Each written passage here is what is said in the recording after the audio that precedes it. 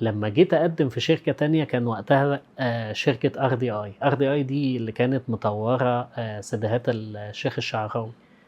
الشركة دي شركة كبيرة عاملة تولز لغة عربية مشهورة وإلى الآن بتاخد جوائز في أكتر من مكان.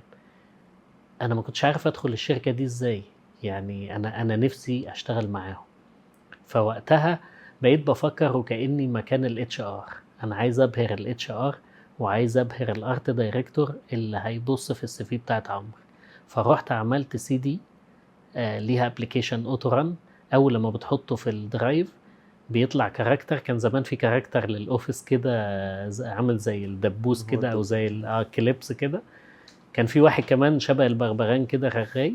فخدت الكاركتر ده، كنت بكتب ساعتها سكريبت، كنت بكتب فيجوال بيزك، كان سهل ساعتها. خدت الكاركتر ده وخليته هو اللي يطلع يتكلم عني ويفتح انترفيس، والانترفيس دي يبقى فيها الديزاينز اللي عملتها وفيها انا اقدر احقق لهم ايه هنا والكلام ده.